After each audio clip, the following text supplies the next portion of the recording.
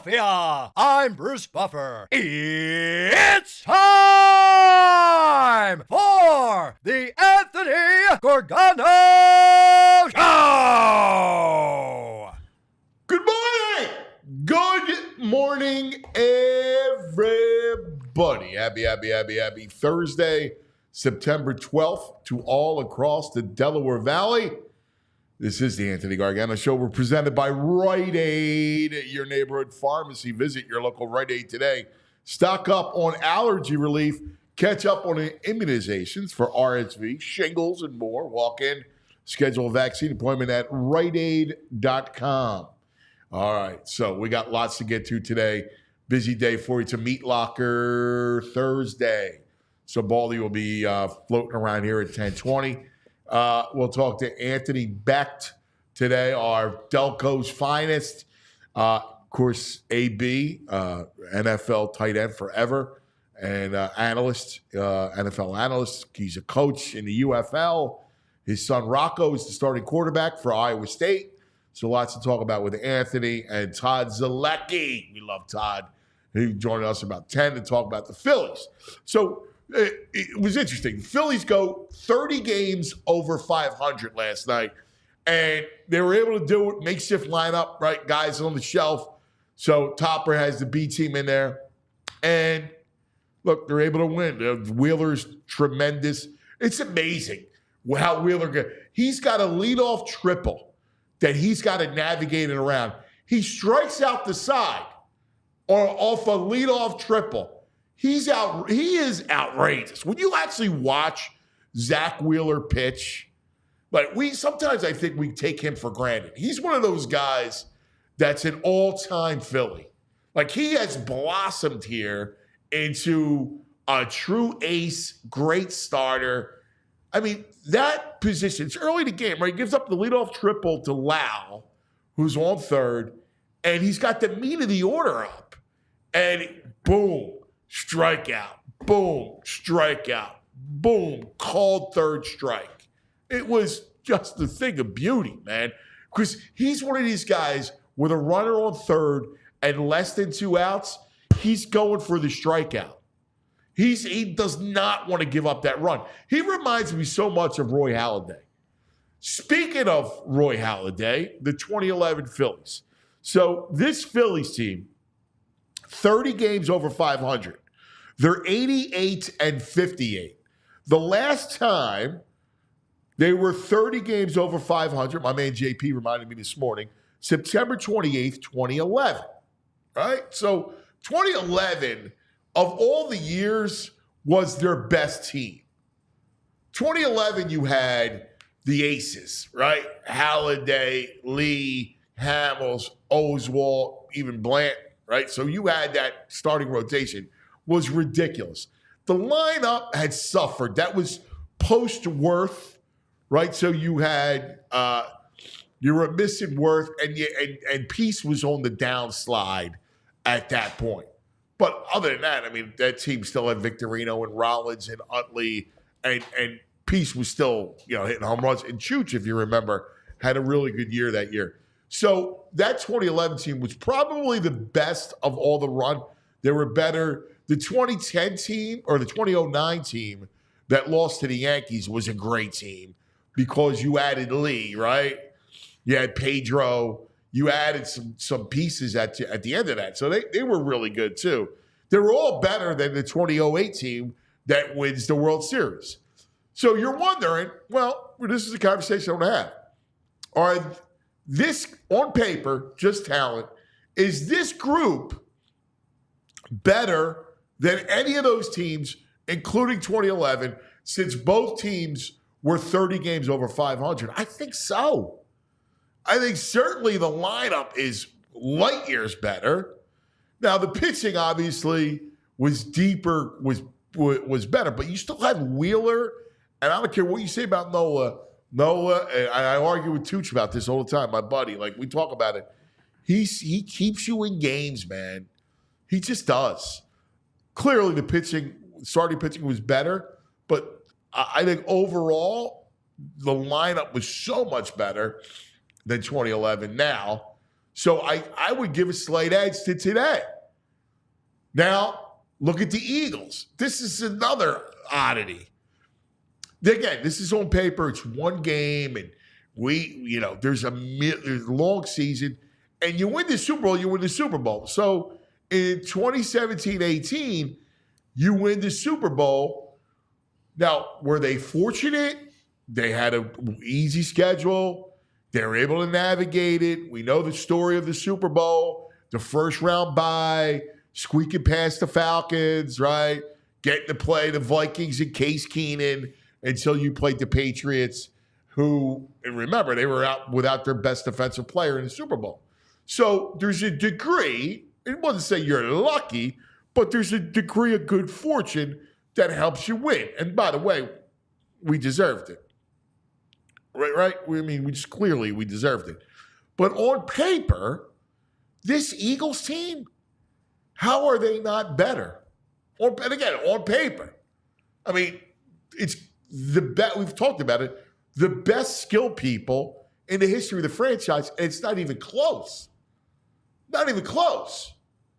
So you look at them on paper and you go, I think you got to go this team. Then you throw in the Sixers, and of all the process teams, now they got to gel, they have to do all that stuff, but of all the process teams, this is the best one. And it's not even close, right? Embiid, Maxey, Paul George. And then you fill in the rest. There's nothing close to that. Even the Jimmy Butler piece, because Maxey is the difference. Maxey as a star, and he showed you he's a star at the Garden in the playoffs. So Maxey is a star. Embiid and Paul George is better than the Jimmy Butler team because you still had the Ghost. You still had Tobias on that team. So it's just interesting. And again, it's all on paper, and it doesn't mean anything unless you're hoisting a trophy. But three of those teams, and we'll get to the Flyers tomorrow because big day, rookie camp begins. I'm excited. We're going to talk to Keith Jones tomorrow. But if you look at those three teams, all three of them, you could make an argument, are better today than any other time in this century. Right? If you just look at this century, those three teams, you could say on paper, are the best they've ever been. All right, let me get your opinion. Let's dive into it. JP, John Zapata. Buenos dias. Buenos dias. VG, Violations, Greg Caputo. Good morning. What do you say, Sweep, buddy? sweep, sweep. Sweep, sweep.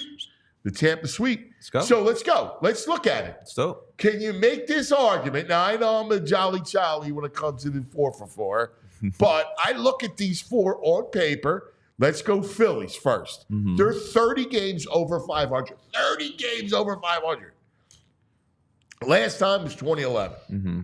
Clearly, we all know that in 08, they were not the best team. 09 was better. 11 was better. Mm-hmm. Probably 10, too. 11's a good team. yeah, man. Great team. I'm looking back at it. It's a good team.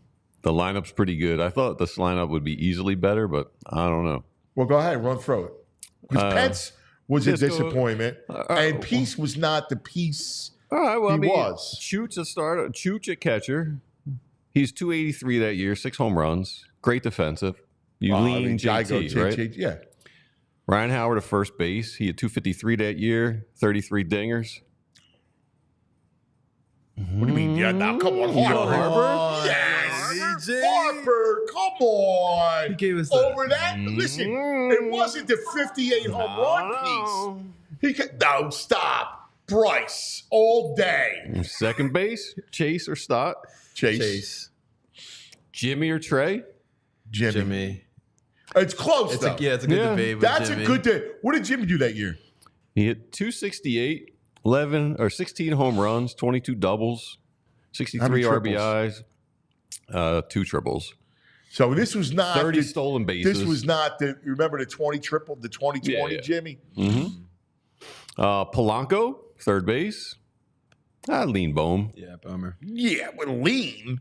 All day, boom. So it's hard because we got the DH now. So you can't. What do you compare Schwarber to? But you got left field Ibanez. He's probably better than what we got in left field right now. Yeah, but you got to use Schwarber as a left fielder. All right. Slam dunk with Victorino at center field. And Hunter Pence, he hit Casty. Yeah. Hunter Pence was a disappointment. He hit 324 that year. 11 dingers. He's on base. 11 home runs. His on base and he was horrible to play him down. I go Casty. Casty's come up big, including last night. Yeah, Casty. I mean, Casty's cool, but no, Casty all day over Pence. No, Castellanos. Look at this bench. Johnny Marks. This is where the bench really shines. There's no the bench. We got Wilson Valdez, John Mayberry. Oh, John Mayberry's horrible. He sucks. Francisco Tree. Stop. Don Brown. I'd rather have the stub. Ross Glode. Don Brown. Ross Glode. Give me the stubs. Oh, backup catcher Brian Schneider and Dane Sardina. That's horrible. This team's better. Yeah. I mean, it's slightly better on the position players. I think it's markedly better. I would just say starting pitching is better. And I love Howard, but he was on this decline. Yeah. Harper, way better. You're crazy. Way better. Because that was remember, he was hurt in 2010. I know, but he still had 30 home runs. Okay. That's all we're asking for. Home runs. No. That's not all we're asking. For Bryce? Oh, no, not for Bryce, but for Peace. Well, that's what I'm saying. Bryce is an all-around player. Yeah. And you completely overrate Pence. Pence was a disaster. He had a nice year that year. He was a disaster. It's better with the Giants. He was. So, all right. So now we stand. Position players are a wash. Bench is a little better this year. A wash? Second and shortstop was better in 2011 for sure. Listen, the rotation 2011 is obvious. Yeah. Obviously better. Yeah. I mean, obvious. I mean, that's pretty Although much. Lee was not as dominant as he was in 2009. No, but I think you look at it. In the playoffs, he blew that lead. Wheeler and Holiday are kind of equivalents. Yeah. Nola and Hamels will wash, and then Lee is just far better than Sanchez I agree. or Suarez. I'm and then with you got Oswalt as the 4. But but Oswalt that year was not Oswalt from previous years. He and Sanchez are a wash. Lee much better than Ranger, and Vanimal. Vance Worley, baby. The Vanimal. I like that. You know the Vanimal. You know what his stats were that year? Yeah, he was good. 11-3 with a 3.01 ERA. Do you know the Vanimal has a pitching clinic in the area? Really? Yeah. In fact, this offseason, we got to bring him in. Yeah. I will. This offseason, Massimo going to the Vanimal. Oh, right. Yeah, we're all set. Yeah, seriously. Yeah, he teaches kids. I mean, you're saying Lee was off that year. He was 17-8 with a 2.4 ERA. Wow. That's a good Lee. I know. It's a great, it is. But he won 3 guys sub-3 ERA. Yeah, no, it's sick. No, they were unbelievable. The rotation was ridiculous. They had 4 guys sub 3.02. All right, so I lean 2024. Mm-hmm. So. Sounds like you lean 11. I'm leaning 11. I mean, the bullpen's not great. Matson, Mad Dog was the closer. Would you take? 11 or 24? I take this year's No, bullpen. that's not even close. I mean, you got Kyle Not Kendrick, even close. Michael Stutz, Bastardo, David Herndon. Yeah. Slop-a-lop. Bastardo. And J.C. Romero. Yo, don't say Bastardo in Colombia, by the way. Big Mike Zagurski. Mike Zagurski. The Kabasa. The big Kabasa. Now, I overall, I think they're better in 24. All right, let's look at Eagles Super Bowl. Eagles Super Bowl 2024. Yes. This skill group versus the Eagles, and you gotta go with.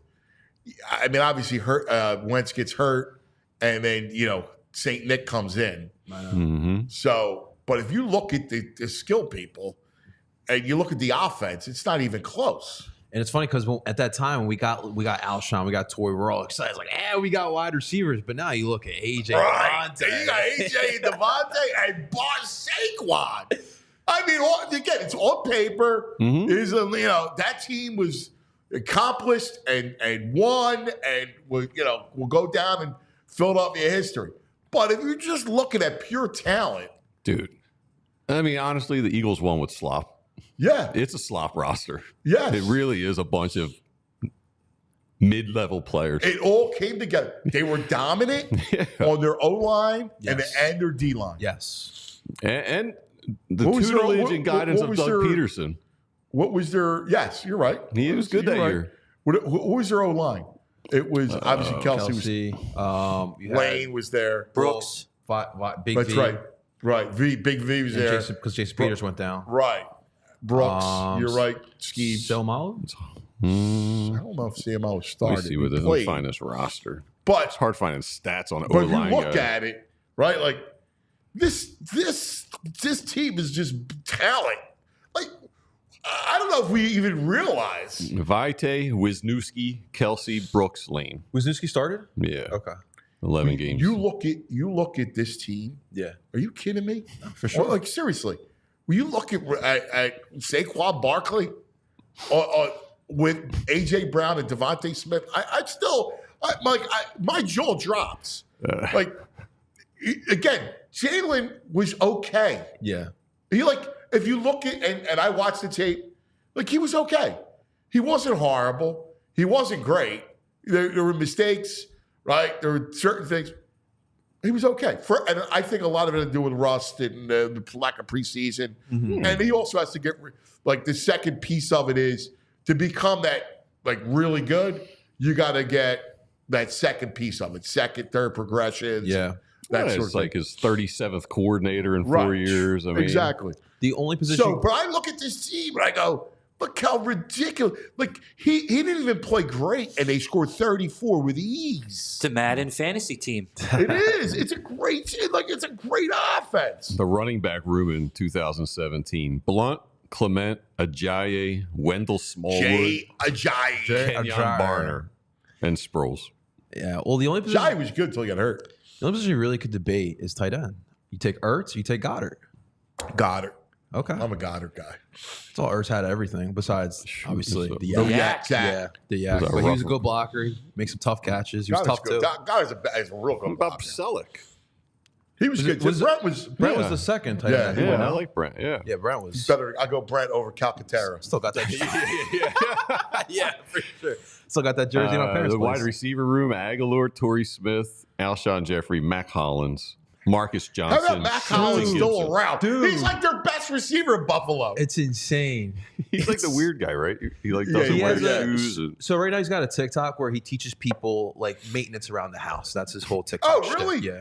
Oh, that's awesome. Yeah. I need him. Yeah, he doesn't wear I need shoes. some Mac, man. I'm in trouble. He doesn't wear shoes outside. Yeah, he's an That's interesting right. guy. He doesn't cut his hair because he's like, when you're born, you don't cut your hair and you don't wear shoes. So why should I be wearing shoes and cut my I hair now? respect that. also remarkable is Jake Elliott. Yeah. I mean, he's stuck. Kickers, there's not a lot of them that stick around that long. Dude, I got to tell On you, one team. we have gotten lucky, yes. right? We basically, and you don't think about it, but your point is spot on. Akers and Elliott. It's like 20 years, 2 kickers, it feels like. I mean, not for nothing, but that's one thing, and it's such a headache. Like when you got kickers off the street, right? Yeah. Like it's horrible.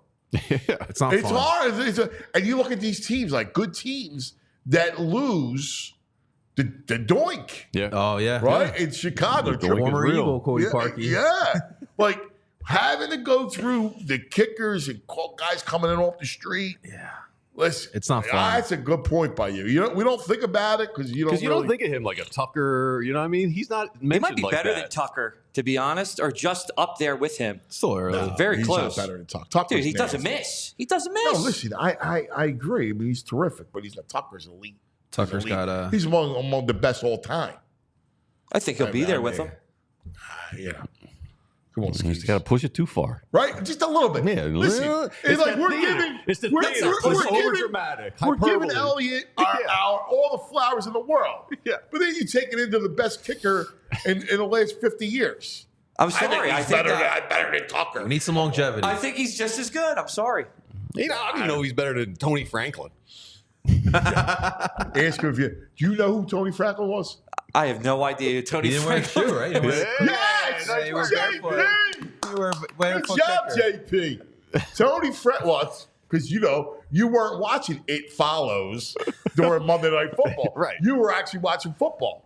Now, growing up as a nerd watching NFL Tony films. Frankel was the Eagles kicker back in the 70s and 80s, and he didn't wear he had a bare foot.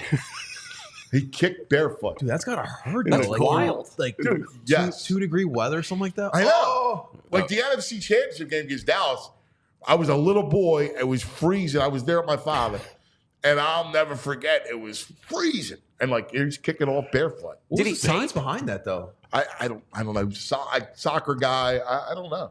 No tape, no nothing. No. It was In We the gotta find a snow, clip for kicking the in the back of snow, the day moment. barefoot. yeah. Dude, A barefoot. he's got to have a gnarly foot He was now. a footman. dude, He that was a foot's gotta be footsman. That messed thing's up. got to be nasty. You know what? We should actually. That's a burning question. We should actually try to find Track him him. down. I don't Yeah, I know wonder if what he's he's still up to. with us. We'll find out. The barefoot. What's the foot like? We should find the most crazy questions, burning questions. Like what's his foot? I agree. I want to know what his foot's like. And all these years later, kicking, it doesn't have is it like a leather bag? Yeah. All Don't worry, cuz I'll go and and feed finder look for you.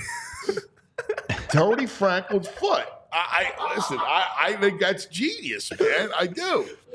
I want to know what the science was All right. behind that. So we agree that. Didn't- But we didn't look at. We didn't look defense. By I mean, with position. defense, listen, defense on that team, on the 18 team, 17, 18, was good, but it wasn't great defense.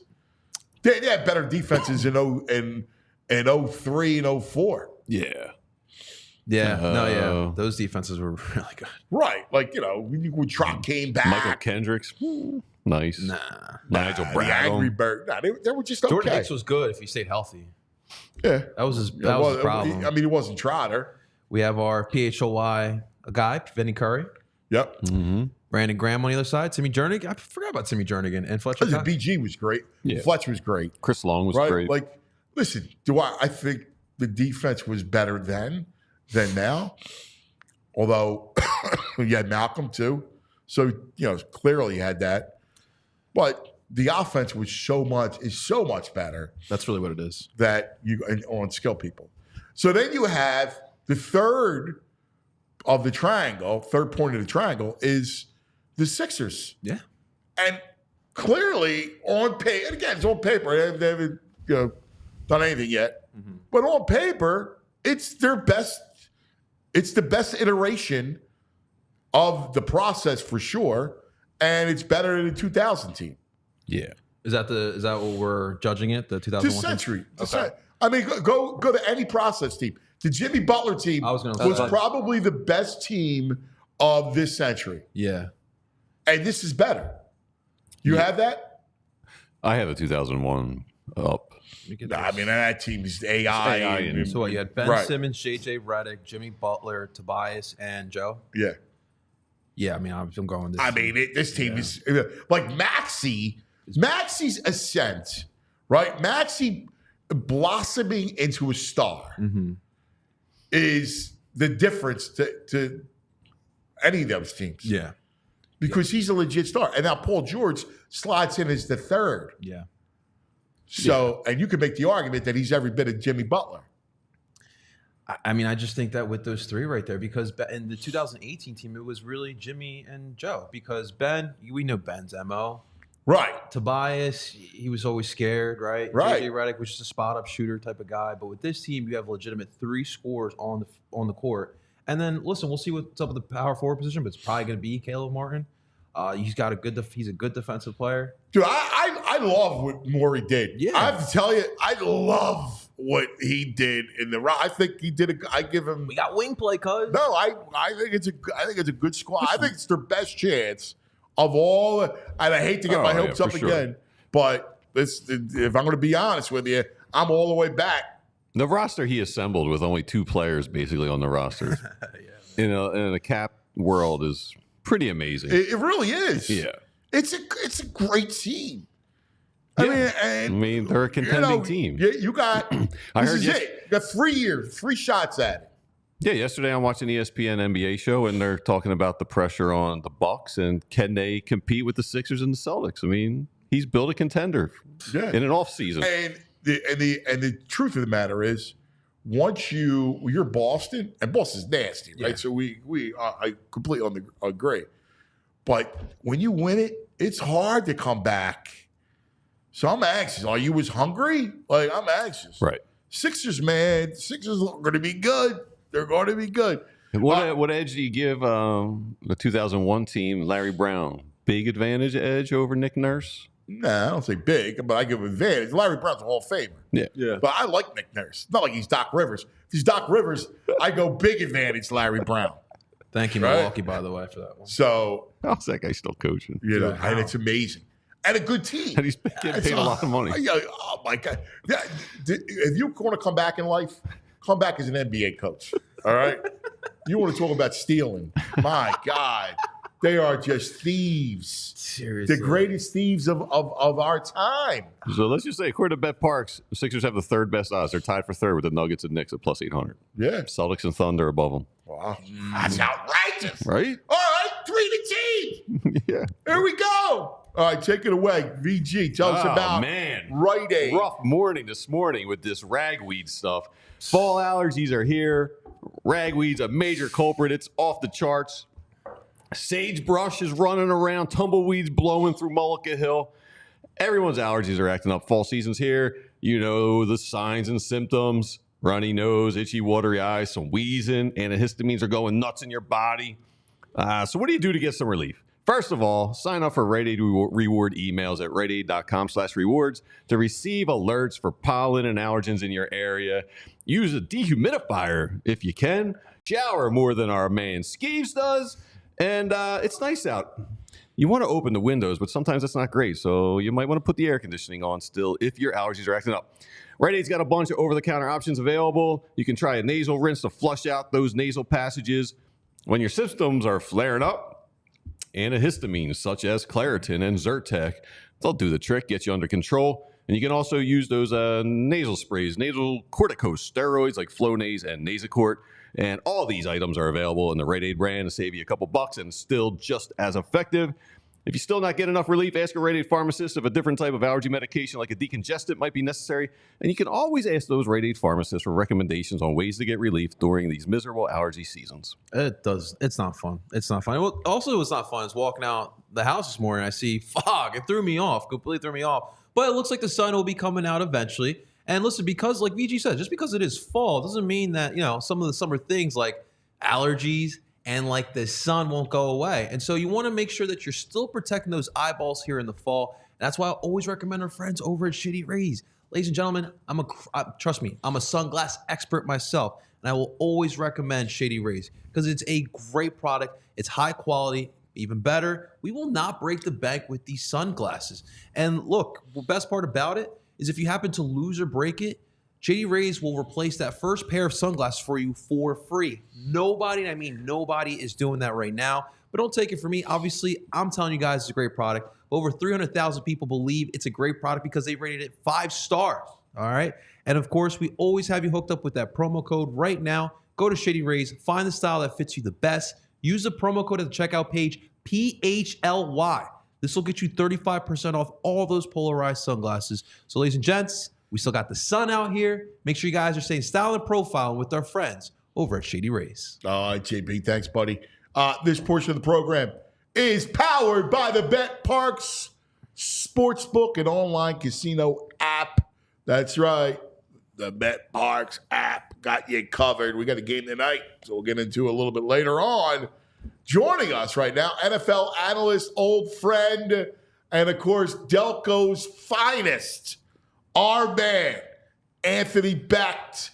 What did you say, Ant? Look at you. Yeah, look at that. Listen to all the jobs that Anthony has. You ready? Yeah. So he coaches St. Louis in the UFL, and he's a hell of a coach, right? Yeah. He's the color analyst for the Jets, all right? NFL analyst and dad to the starting quarterback for Iowa State. Just beat Iowa. Snap. That's Nice. right, Rocco Becht. Ah, nice. Great name. What's up, my brother?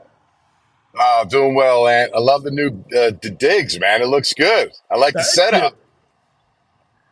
you. This is great. Now, where are you headed right now, Ant? I'm actually, me and my wife are driving up I-75 north to go visit my daughter. She's at Florida State. She's a sophomore. So I'm an empty nester, Ant. You know, you got to catch up. You got to catch up. Look at you, man. And then you guys are on the road every week. You see Rocco play, right? Yeah, no doubt. 65 flights between his games and the Jet games between now and January. So I'm going to be a weekend warrior, but it's fun, man. I love it. I love obviously seeing my son play is awesome. You know, to not only see him in college, but playing at a level that's at a Power Four school. It's incredible to see, and the quarterback position, how hard that is. And then the Jets games. I mean, to call Jet games, to be around the NFL, to do those things, it all kind of is full play for me. And as a coach, that's my priority and aspirations now as I continue to build my resume. It's really a nice 365 for me throughout the year. Yeah, I love it. I think you are spot on. I think you need to get a place in Delco back home.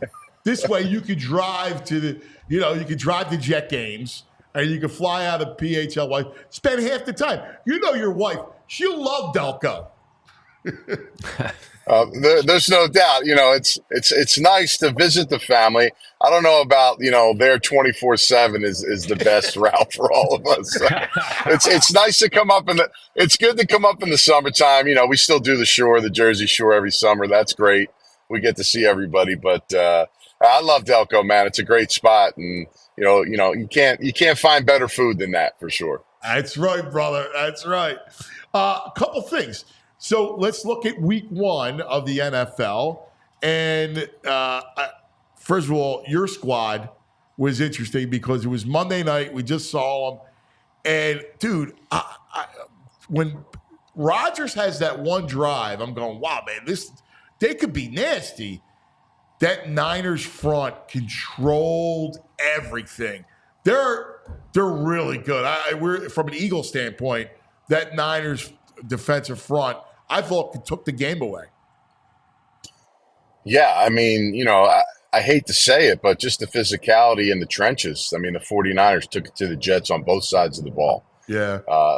Not really what I expected, from the Jets defense in this game, just because, they have a history of, being a top 3 defense, but, definitely showed what the 49ers are. I think for the Jets who want to be there, who, everybody thinks that they're trending in that direction. I do believe they are. I thought their offense was pretty decent. I thought Rodgers played well for the first game. It's hard. 2 years off, 20 months to come back. I thought he threw the ball well. He was protected well. They just couldn't get, things going there with the turnover early and the third down drop, the first drive. But 49ers are the echelon of the league. I mean, Kyle Shanahan is a mastermind. I mean, he's the best play caller I've seen in football now, since I played, since Mike Martz maybe in the greatest show on turf. So, he's just, he out-schemed them. And listen, it's a humbling game, man.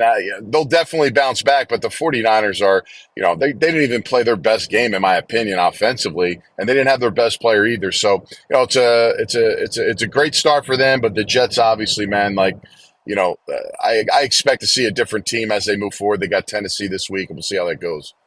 So I know you keep one eye out on the Birds, and, when you look at them Friday night, again, it was a weird atmosphere, right? It's in Brazil. The field was slippery, but you could see what Barkley means to that offense. I have A.J. Brown, Devontae Smith, Saquon Barkley, and Goddard. I mean, the skill people are ridiculous. Yeah, 100%. I mean, look, Saquon Barkley in a real system and a real offense with other weapons around him, that's a problem, right? So, the Giants can't be happy watching that. Obviously, Mara, that was a topic of discussion in Hard Knocks. And, watching that go down in the first game was fun for me to watch. I love Saquon Barkley. I think he's a great player, great leader. And, listen, you're right. The field, you didn't get your best out of some of your pass rushers. I know there's been a lot been said about Huff not really doing much in the game. That's a factor. I mean, he's coming off the ball as a pass rusher in a slick situation. He's a good player. The Jets miss him for sure. And, he's going to do big things for you guys this year. But, outside of the turnovers in the game, I mean, there's just a lot of weapons on the field right now for the Eagles. And I just think that's a problem. Now, Dallas also played well, and, they did what they had to do versus a very good Browns defense. So, listen, it's going to be those two teams throughout the season, and like it normally always is.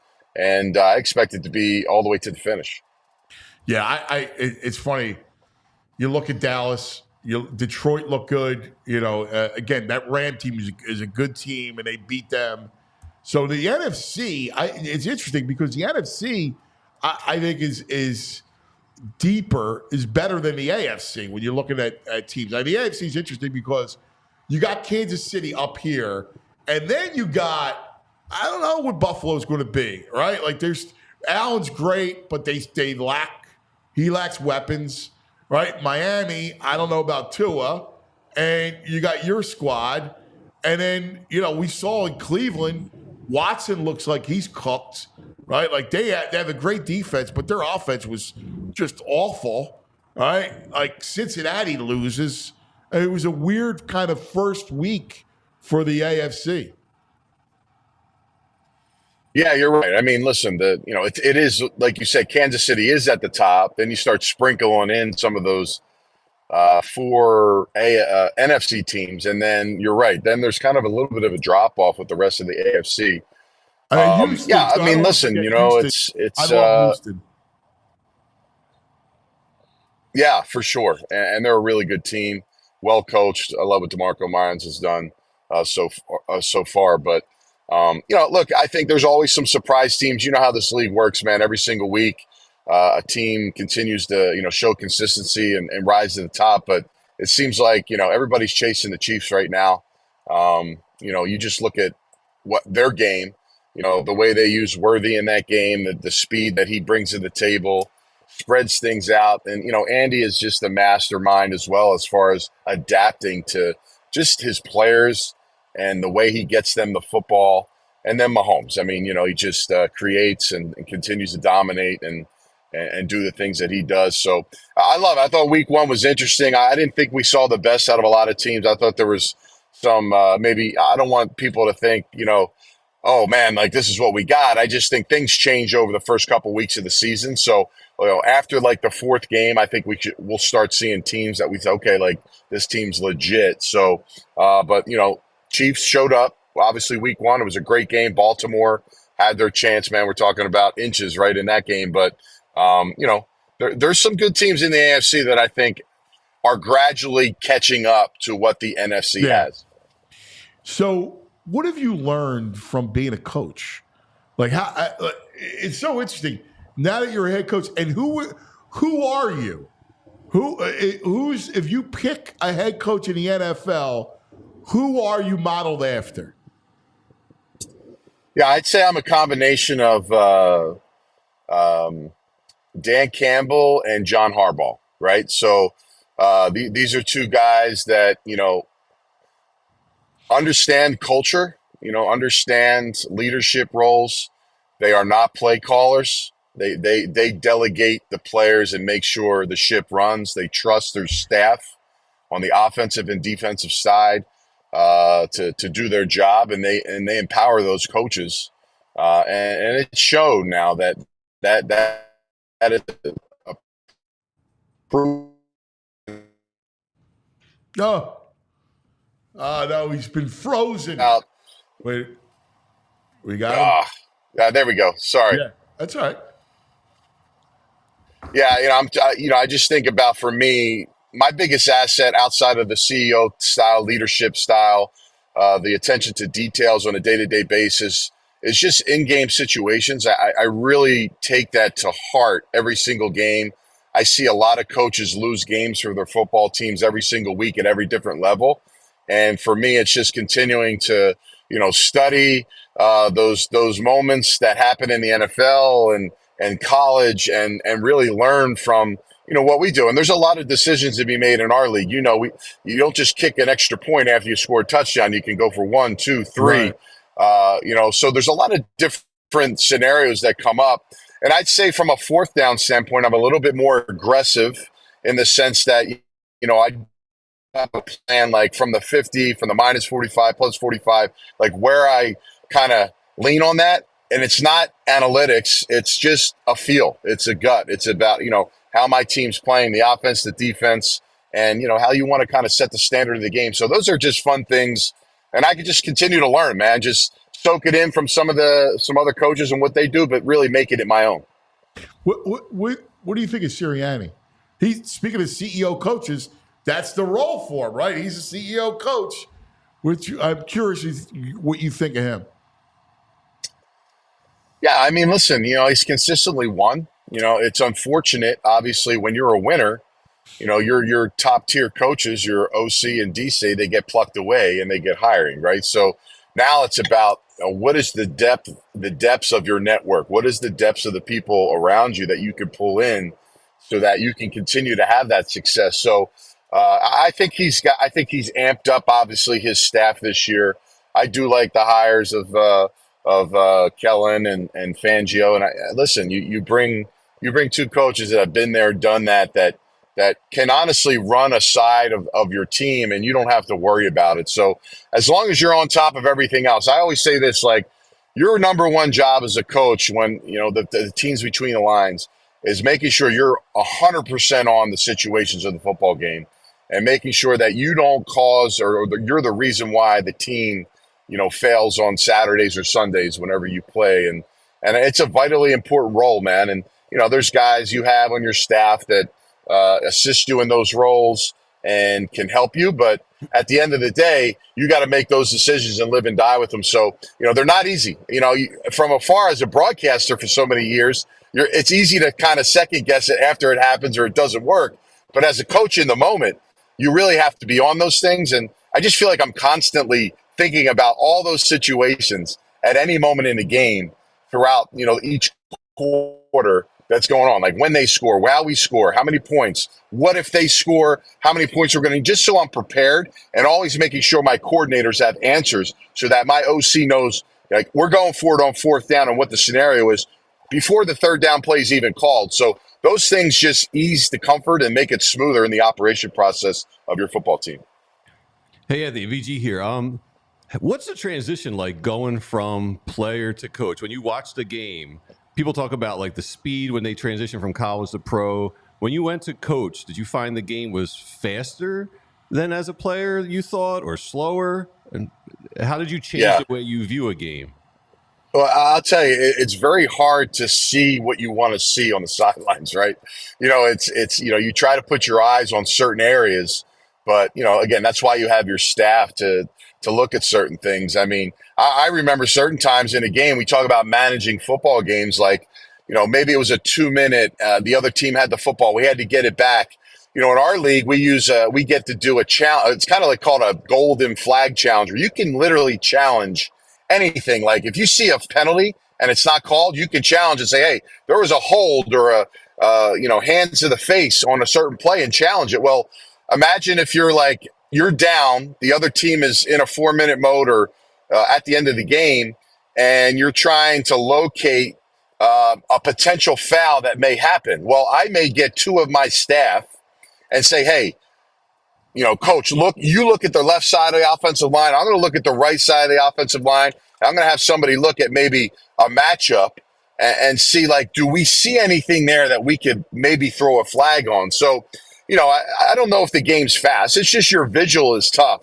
Play callers that call plays on the sideline is always interesting to me because, it's hard to see. Now, you got guys in the box, but if you always kind of feel like your eyes are the best. So if I was a play caller, I'd always want to be upstairs. But as a head coach, when you're thinking about, coordinating challenges and things of those natures, it's hard to see it. You don't have the angles. You're trusting other people.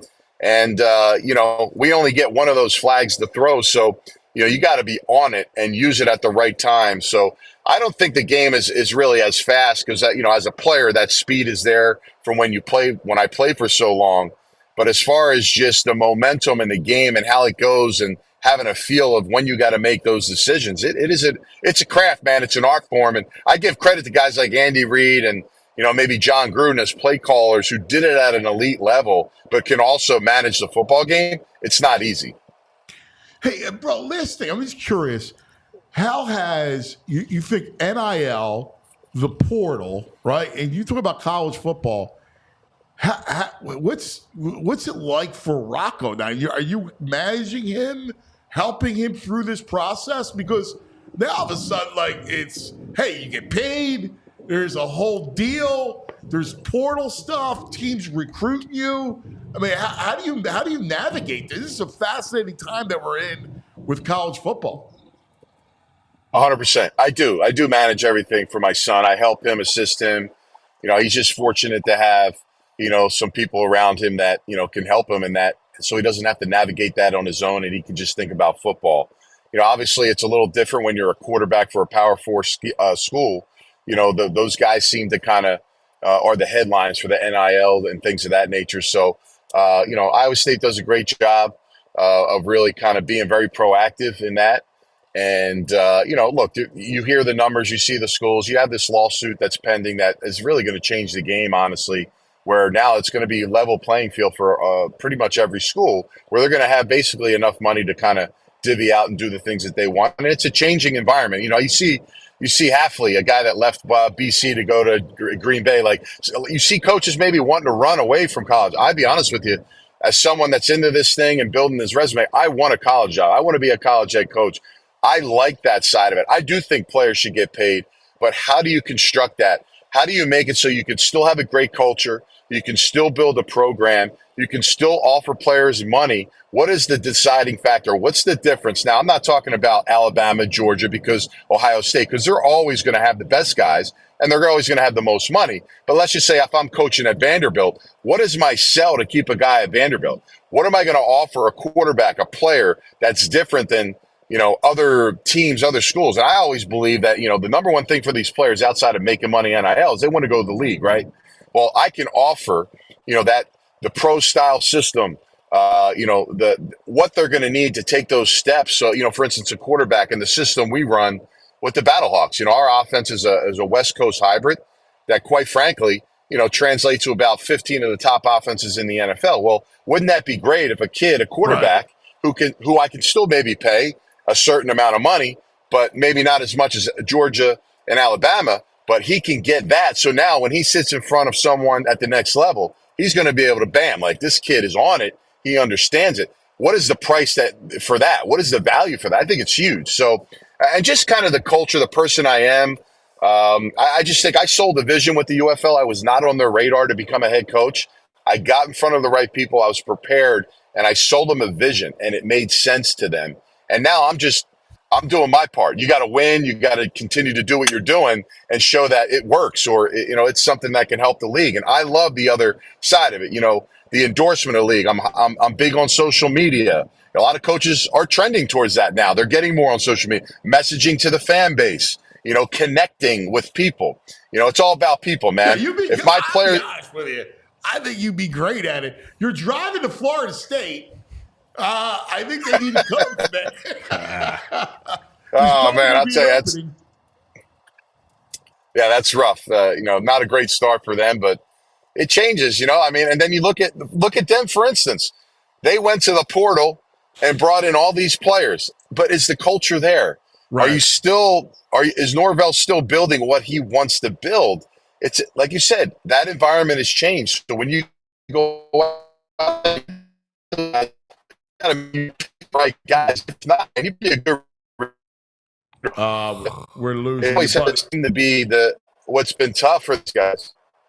Hey, bro, listen, it's so great catching up with you, man. Have a safe drive. We love you. I know you're going to be a great college coach. You're built for it. I agree. But we'll be talking to you during the season. You're the best, pal. Thanks, Sam. I appreciate having me on. There he is, the great Anthony Becht, Delco's finest. Delco, baby. I sent my kid to play for him. Right? He would be great. He's awesome. A great dude. Like, listen, he is Delaware County through and through. All right, Drexel Hill. He is fantastic. He's great. He's polished for Delco. Yeah, polished for Delco. Yeah. What were you trying to say about Delco, bro? I'm just saying he's polished for Delco. I'm telling you, my idea. I want to get all the wealthy people, Okay. right, in the area. Okay. And I want to go to, and I want Delaware. I think I'm in on this. the University of Delaware. You could be in. It just seems so far to me. University of Delaware. How far is it? 40 minutes? Why don't you do Rutgers? Rutgers Camden. It's right Delaware's Rutgers Camden. there. Yeah, we can see it right there. No, Delaware Rutgers is Rutgers. Rutgers is exit 9. Delaware doesn't give a good feeling. I don't like the Delaware vibe. You don't like the Hens? Nah, It's- I'm not You don't a like Blue Delaware? Delaware, I think Delaware's a Philadelphia. It's like a bogus state. It can be Province. fun. Delaware feels It can be like fun. It's like, man. middle Pennsylvania, a little hickish. Delaware Yeah. feels like to me. Nah. It's more suburban. No. It's like I Cherry mean, Hill, Wash How far is Township. it? Man, you Google driving map around it. deep Delaware? How far? I'm out on It's Delaware. like deliverance How- music. No, Delaware's, no. I'm out on Delaware. I did go to a couple parties in Delaware. It wasn't bad. Yeah, I always thought Delaware was close. It was nothing. It's probably How like far? an hour from here Nah. with traffic, though. Yeah, it's 'cause- more than an hour. University of Delaware is more than an hour from here. I'm mapping it right now. Google map it. Man, From Cherry Hill at like when I was 22, 21. Here's it the took me problem. like We an did the hour. Temple thing. It's not going to work. No, it's not. Right? So you can't have Temple. Right? So what else? What other college? Again, all you need is money to build a college football program. 52 minutes from 56 minutes. All right. Less than an hour. We built it up. here. Out. But you got- you're out. I Where can't you out believe I'm from? with skis on this. But look at all these major college programs. We're talking about Tuscaloosa. We're talking about Columbus, Ohio. yeah, you're These talking are- about okay. Delaware. But how do you rally Yes, Delaware. but again, I'm just talking about the money. Listen to me for a second. Get fired up about Let me tell Delaware. you something. How do you rally the city of Philadelphia around Delaware? Like, Dude, it's in our Unless they play their suburb. games in Delaware County, we'd be This- all right well, with that's that. the point. Build a It's- stadium it's- in Delaware it's- County. let's go heads. All right, what other school can we use? We can't use Rutgers, guys. Because we can't use any of the big five. yeah, we can't use Rutgers. Do we can't if we can't use Temple. Can't just build up St. Joe's. No, do We we need a have a football program? We need a program. Before I bring all my money in for the NIL, We're starting right, from all right, scratch. They don't all have right. a program in How do- Delaware. How do we feel about Villanova then? Nah, this guy. Nah, I'm all in on Delaware. If Villanova's the option, yeah. well, you can't trust him. 56 minutes. You can't trust him because he's a Syracuse guy. So anything he says about college football, you throw out the window. Orangeman. All right, and college sports because he's a Q's guy. Saying Delaware. Villanova is interesting, It is. right? Now, I would love to beef It's that a up. horrible commute up 76. It's like saying Ugh. Princeton. Let's go Princeton. Like it's the same Yeah, distance. we can't fill take up Ivy Penn. League. Ivy League. Franklin We can't take Field, Ivy we League. You're got not, some history. you're not doing Ivy. Yeah. Why? Ivy and NIL. I'm talking about getting wealthy people to come in and building a program. The reason why I brought up Delaware is you got space. Yeah. You got space to do it. It's a prototypical college program. Like that's the only reason, and it's close. I'm just looking for something close, space that I can recruit to. I'm in on this idea. 56 minutes close. Not really. Oh my God! Wait, dude, have are you seen- serious? Dude, your his tone parents of live voice. in Bucks County. Yeah, I'm not saying that's close. I mean, what are you nuts? Like you're like seriously? There's got to be something there. Like if we got to use this NIL money to build a college program. All right. Well, K-Rod did bring up an interesting point. So we all know that New York think with Nova. So we may be able to not only recruit the kids here, but also those kids up in New York. So we have two markets here to recruit from for a Nova. Well, I'll tell you what. Lehigh. Here's the one thing: Westchester. is that well, no, that's not bad. All right, you're on a song. Let's do Westchester's Westchester. not bad. The Rams. Close enough. Actually, Westchester. The Rams? Are they the Rams? is- Yeah. is Yeah, the pretty Rams, good. man. Yeah. They like Like to party if too. we went all in, because what I want to do is one of the greatest secrets of players, hotbed of players, is South Jersey. Mm-hmm. There are if you look at all the players from South Jersey, and again the prep, but a lot of those kids from the prep are coming from Jersey. Like those youth programs in Jersey are legit. Trust me, I'm in the middle of it now. Like there's some great talent.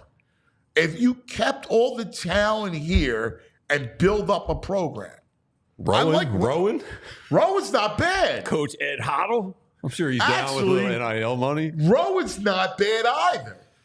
There's a Chickies and Pete's right next to Rowan. See? That's a recruiting point coming from Actually, not bad. Rowan, Westchester. Well, I got to Westchester. land. We don't need Delaware. We don't need Delaware. Yeah, we ain't got to go to Why is there Delaware. a lot of Delaware hate? I don't I don't Delaware understand is that just- either. It's just a- It's a meh state, Yeah. man. Yeah, but it's really a suburb state. It's like Hampton, Jersey. Like, it's the suburb. That's what makes it, man. Philadelphia suburb. Man, there's nothing fun. Well, Like, the what comes smack out of book But of I'm Delaware? thinking the The money. beaches are. Here's why I'm thinking Delaware, because of the money. Like the logistics. the credit card, taxes. the banking. Yeah, The they're all. banking in Delaware gives me the NIL advantage. Oh, Provolone John's on the QVC Stadium in Westchester. QVC's out in Westchester. yeah. QVC The Stadium. Rams. And by the way, we could use the QVC jet Oh, perfect. The because they fly-in, have the yeah. jet. There you go. Westchester. Let's do Yeah, it. yeah, we get the merch lines. Players can do merch lines on QVC. That's not bad. Westchester is sound, and we know like Westchester Health training camps got good feelings about Westchester. That's not bad. Westchester and Rowan right now Sweet. I- Out on Delaware. are now have leaped. The reason why I brought up Delaware too was they have a really good program. Like but we're gonna have enough money. We just blow past I will say that. I like their uniforms too. I'm one of those guys. I like the I do the too. helmet. I do too. I always thought hypothetical, man. We're missing out on DuPont money down there. Some of that money is a little freaky. Yeah, I heard stories too. Yeah, Dude, some weird dude, DuPont dude, stuff. dude, listen, it seems like a there's legend. there's money down there, money. man. Yeah. I'm telling you. I think there's something there. If we got to get the area. This is my new thing. All right. I always come up with something I like a pet project. Yeah. Building a college program out of nothing I'm not gonna lie to you. with NIL money. I think I want to do this on College Football 25. I want to do the whole season. I want to make your plan into the video game. All right. I got to figure out. Wawa's in Chester Heights. Is that close to Westchester? Ooh. Wawa money coming in. Wawa money is big money. Yeah. Plus, we can feed them. Yeah. Hoagies every day. Name hoagies after the players. Yeah. The stuffed pretzel. Here we go. Those stuffed pretzels are great. Oh, the jalapeno Stuffed cheese. pretzel. Play the game. That's what Massimo loves. Loves it. That's It's a his good favorite. item. All right. Let's talk about Ace is the place. Tell me about it. With the helpful hardware, folks. Love it, cuz. So obviously, cuz is trying to fix the landscape of college football. We're building teams in Delaware, ladies and gentlemen. But listen, if you're trying to build up your home, there's only one place we're going to go. It's your local neighborhood Ace. Guys, there's Aces in every neighborhood that I can think of. All right. It's down the street from my house. So I always head in there whenever I need something, change a light bulb, got to fix that leaky pipe. We're slowly moving into the heater type of season, right? We're trying to turn off those air conditions as those temperatures drop. So if you need anything, I mean anything inside or outside the house, make sure you guys are keeping Ace in mind. And even better, all right, what Ace will do for you, listen, take it from me. I'm a lazy SOB. I don't feel like doing stuff around the house. So what I will do is, when my wife is like, babe, go fix that, I'll be like, babe, hold up. I got my trained professionals at Ace. They're going to come over here. They're going to fix it for us. So don't need to worry, babe. All right. So you got a leaky pipe, Ace Hardware Home Services. They're around the block with everything you need to fix it, including the person to do the fixing. And right now, Ace Hardware Home Services online at www.acehardwarehomeservices.com. And you can get your next project started here today. So whatever you need, ladies and gentlemen, please keep in mind our friends over at Ace. All right, buddy. I'm just looking up. We got Buffalo, Miami. I'm on the Bet Parks Sportsbook app. Where are we at here? So Josh Allen, because I'm interested in Josh Allen tonight. I think what you see from him is a big deal. So Josh Allen, you have his rushing yards, which is really interesting because he's going to run the ball. It's 40, the over-under. And against Miami, I like the over. That'd be my play tonight. Over Josh Allen and 40-plus yards is plus 110. Right now, Miami on the BetParks app is a 2.5-point favorite tonight. I like the Bills. I got to tell you, I think the Bills win the game. I also like Khalil Shakir over 40 yards receiving. Pays even money. He was their. He was a lot of targets last year. Yeah. He got a few balls thrown to him on week 1. Yeah, Mac Hollins and him were the primary targets. I'm always It's Their amazing. rookie's good too. Keon Coleman. Yeah, He's yeah. a fun kid. Yeah. No, he's legit. Yeah. So I like Buffalo. I think everybody's going to be all over Miami tonight. 2.5. I like the Bills tonight. I think the Bills take that game, and Bills defense is legit. So I like Buffalo tonight. BetParks app has all the props that we talk about. And by the way, did you lay down your 50-1 super odds boost yet at BetParks? Do it right now. That's right. Download the official 4for4 Sportsbook app, my app, the BetParks Sportsbook online casino app. Download it now. New customers get that 50-1 super odds boost. And don't forget, all the weekend of college football and the Eagles on Monday night. 6.5-point favorites. Check out the BetParks Sportsbook app. BetParks.com has terms and conditions. You got to be 21 in PA, New Jersey, Michigan, Maryland. You play for fun. You love to win. You bet. BetParks. Gambling problem? Call 1-800-GAMBLER. All right. Jason Coletti in the chat said he lives in Westchester. He's going to scout out the landscape for us. There we go. Thanks, The Jason. chat's in on this. We have a whole front office right Yeah. now. Yeah, I love it. Westchester. I think it's a great idea. Now, Uncle Frank did like Delaware. No. Then you know I'll go the other way. Westchester's a better choice. Delaware. So obviously your focus is football, but is like basketball also in the mindset? Yes, too? but I'm building a football program. Okay. All right? I'm building a football More program. money in football. Westchester's got a decent D2 program. We could build that up. All right? I'm D1. building the football program. Okay. We'll get Anthony to coach it. All right? He's a Delco guy. There we go. Yeah. Right? You know. Bring them home. Love it. I just need, I want to do like Ole Miss did and just go all in on a portal. Let me scout out and these. steal all the southeastern PA kids and the Jersey kids. Come back home. I'm getting a Rams jersey. I'm going to buy that Westchester jersey right All now. I like it. I'm ready to go. I might have to get a hat. I got to see what my man Todd Zolecki says. You in a about soccer this. or football jersey? This portion of the program is brought to you by TrueMark Financial Credit Union. TrueMark.com/PHLY to see the credit union difference with TrueMark today. Joining us from MLB.com. I love him. I mean, he is the best. Always there, always knows the game. Great baseball man. I mean, We got great Tods on this show. Oh yeah. great really good Tods. Tods. Yeah, he's tremendous. The one, the only Todd Zolecki Yeah. joins us. What up, guys? How are you? Hey, You guys good? Let me throw this at you, this idea. All Oh right? my God, Todd. Because you're a sportsman, all right? Like you are a total sportsman. So college football is fascinating now, right? Because it's all about NIL money. Mm-hmm. So what I want to do, where did you go to college? I went to Minnesota. Did you really? I didn't know you went to yeah. Minnesota. Yeah, I What went to brought you out University of Minnesota. What? Well, growing up in Wisconsin, back in the day, they used to have they called it tuition reciprocity between Wisconsin and Minnesota, so you could get in-state tuition to go to Minnesota. So I paid in-state tuition to get out of state, and my mom's from Minnesota, so it was kind of like home away from home. Oh, that's cool. And I also didn't get into Wisconsin, so Because I thought you went to Wisconsin. Honestly, no, yeah, I'm a thought gopher. That school's ridiculous. So, did you go with Madison growing up see football games? No. So when I was a kid, Wisconsin football was terrible. That was before Barry Alvarez got there.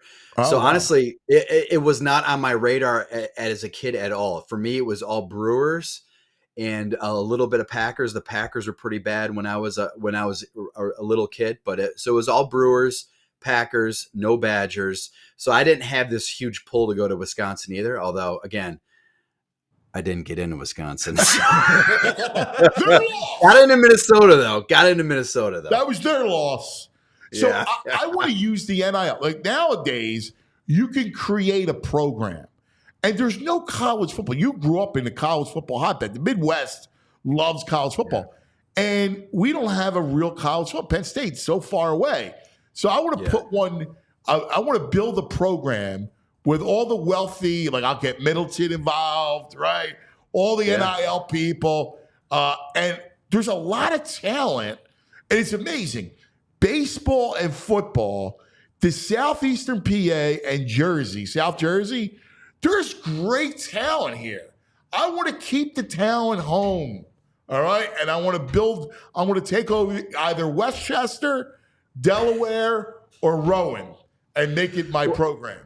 Well, it's funny because I was just thinking about this the other day with Minnesota because I was talking with a couple people in the Phillies clubhouse about how Minnesota, I'm like, PHLY rowed the boat. Yeah, that gets into the Sun Bowl every other year. You know what I mean? Like they're always like, maybe if they play great, they'll go 8-5. And I go, aren't there some rich Minnesota alumni that can throw some money to make us a little bit better? So yeah, I wonder how that works. Hey, get everybody in South, just go up and down the main line, start, bring your coffee can out, have them drop some $100 bills in. It's Westchester. This alum, Pat Croce, is an alum. Gino Ariema, basketball program is going to get kicked off. And Michael Deaver, he's the founder of Brandywine Asset Management. They manage $66 billion. It's Westchester. It's Westchester. That's what I mean. I wonder why like some random school with some like Bill Gates, so I don't wherever he went to school, say, he can't just go, how about I drop $1 billion into Washington State or something like that? You know what I mean? And next thing you know, Washington State's blowing Alabama out of the water. Exactly. That's exactly my theory. So the other thing we kicked around today was we were looking at these teams. So the last time the Phillies were 30 games over 500 was September 28th, 2011. Mm-hmm. Which team was better? Obviously, they had the aces. This team has the offense. This team has the bullpen. That is a great question because if you look at some of the modern metrics, and I know this because Jim Salisbury and I wrote a book on that 2011 team. That rotation still ranks based off of like Fangraphs WAR, and I know like some people are say immediately dismiss that, but just as a general measuring guide, that literally is the best single season rotation performance in baseball history. That 2011 rotation, highest WAR of any rotation ever in a single season. So that said, man, I think this team might be better because it's got a great rotation, not Doc, Lee, Hamels, Oswalt, but very, very good.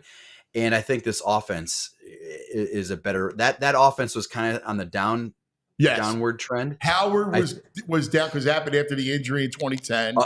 Utley was down. Pence was in place of Worth, which I thought was a big loss.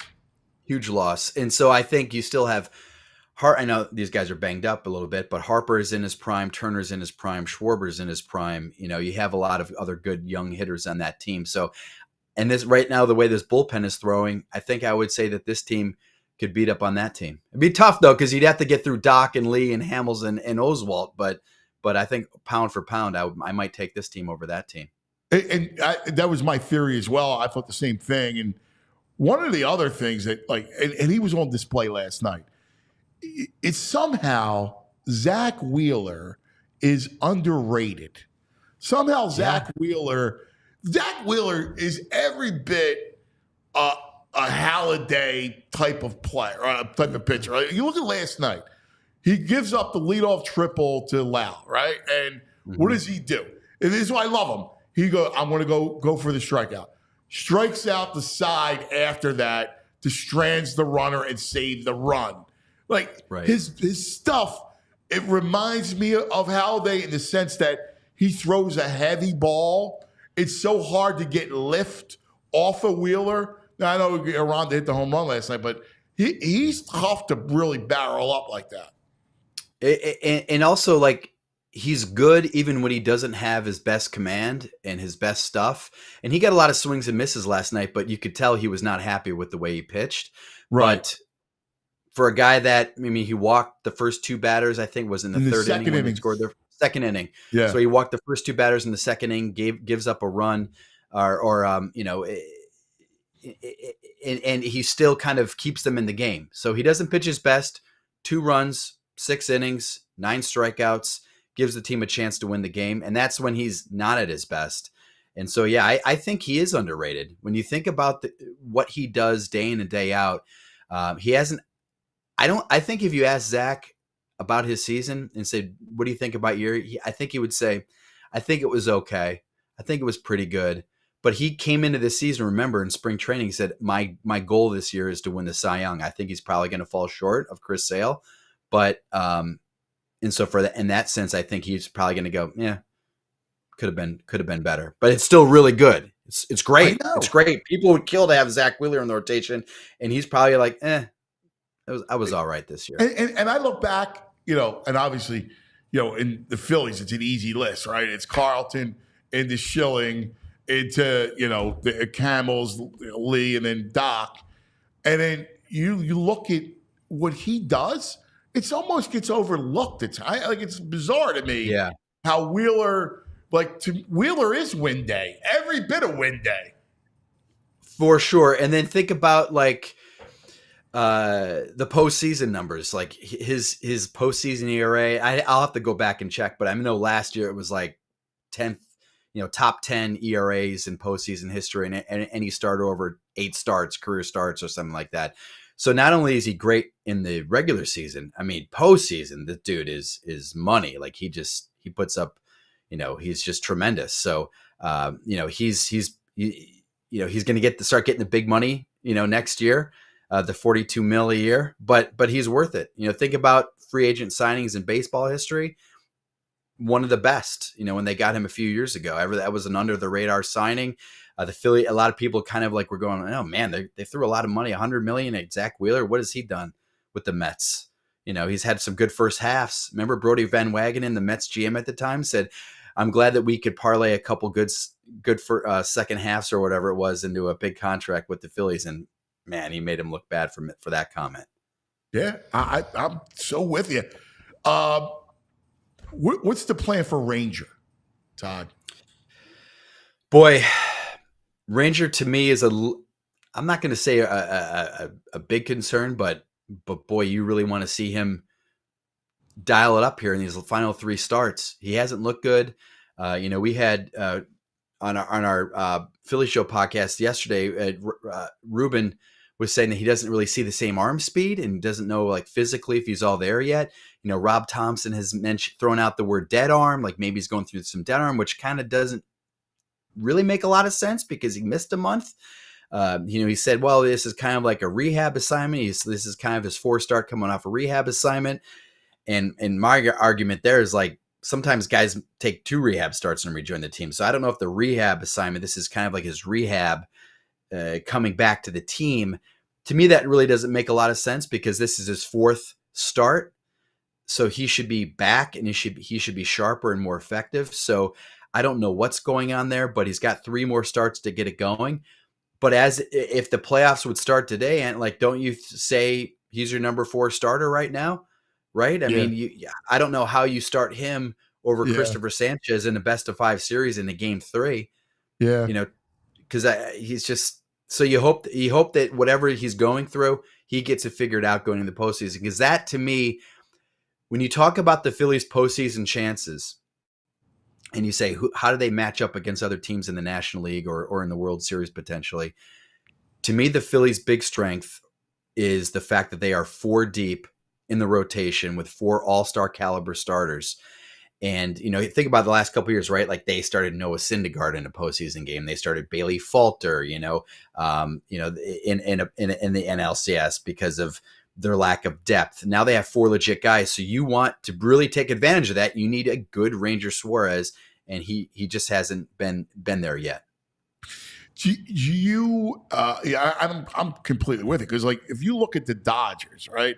You saw what Yamamoto. In fact, VG, you were talking about. You saw DeRosa break down Yamamoto, and he looked great. He looks really good. They're scary because their rotation was really banged up, right? We know about Glass now, but if they're all healthy, they could be a frightening. That could be a frightening matchup. Yeah, and that's why you need great starting pitching to kind of combat that, to give your offense an opportunity to, if you're facing Yamamoto in the NLCS and it's Suarez as the matchup for whatever reason, you want him to be able to keep you in the game. So maybe Harper can pop one, or Schwarber can pop one, or somebody can pop one to win a game. So yeah, it's really important that he gets them going. His velo is down the last 2 starts. I know it crept up a mile per hour in his start this week. And he doesn't need a great fastball. He's talked about that in the past. He's like, I've had bad fastballs. It's not my game. But still, I mean, you want to see the arm speed there. You want to see him sharper and crisper with his off-speed stuff, and you haven't seen it yet. Hey, Todd, I read a piece this morning about Austin Hayes and his kidney infection. I mean, he did not look impressive when he came here. And he admitted he was struggling with that, I guess, and he finally found out he had something going on with his kidneys. Do you expect when he comes back we see a different Austin Hayes? I certainly hope so, because you're right. I think they were looking for a little bit more. They thought he could be the everyday left fielder, and I've asked Rob Thompson this even before the kidney infection diagnosis. How do you see this working right now? Because I know you said Austin Hayes is an everyday left fielder, but he hadn't really produced as an everyday left fielder. Do you see some, kind of mixing and matching some of these guys in left field, mixing and matching some of these guys in center field? It's just something I think that they need to kind of figure out. And I'm sure if Austin Hayes comes back in the next couple of weeks, the next week or whatever, next several days, maybe they can get that figured out. But certainly they need to get him straight, and they need to see what he can do, because in the postseason they need to have a set plan. It's not time to kind of feel out Austin Hayes and see what he can produce. They need to make sure that they're getting the production that they need in left field, because it's the postseason, man. You can't be messing around with being loyal or whatever, being loyal to the guy that you traded for at the trade deadline. What's the word on Bohm? He seemed like it was just a mild hand thing. He's been out a bit of time. Yeah, it's weird. So the other day, Rob Thompson says, well, he's going to go hit in the cage with a regular bat. He's been swinging with the short bat, and then apparently trying to swing the hard bat. The regular bat, he still felt some pain in his hands. So to me, that's a little concerning. Now, I talked to Bohm. A few of us talked to Bohm the other day. He does not seem to be concerned in that he seems to think that he will be back in enough time to be ready to go for the postseason, that he'll have enough, whether that's a week or 10 days or whatever. There's only 17, 16 games to go. Mm-hmm. That he thinks he'll have enough at bats that he'll be able to hit the ground running once the postseason starts. So we'll see. But yeah, you're right. It's really dragged down a lot longer than I think a lot of people thought it would. What's JT's deal? I know it's he should be back, I guess, tomorrow? Yeah. So, I mean, Rob seemed to think that he'll be back in the lineup on Friday. So that's huge. Oh my God. I know. Yeah. They need him.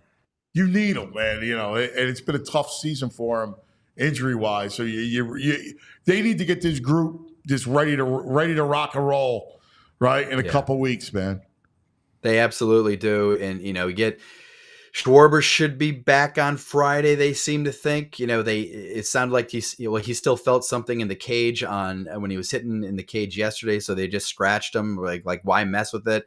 And I think maybe if, say they had a 1-game lead over the Mets right now, I think you might see some of these guys playing, but I think the fact that they're up 8 and listen, nothing has been won. I get it, but this is not a 64 Phillies situation. This team is not. This team is not going to gag it away. They're so well set. They have a nice, comfortable lead. They're going to win the division. It's just a matter of what day next week they probably do it. So I think they're being really careful with Schwarber and JT and Bohm. They feel like there's no reason to rush these guys back into the lineup. It is crazy how the Mets took over the Braves, isn't it? The Braves lost Reynaldo Lopez. They just keep losing guys left and right.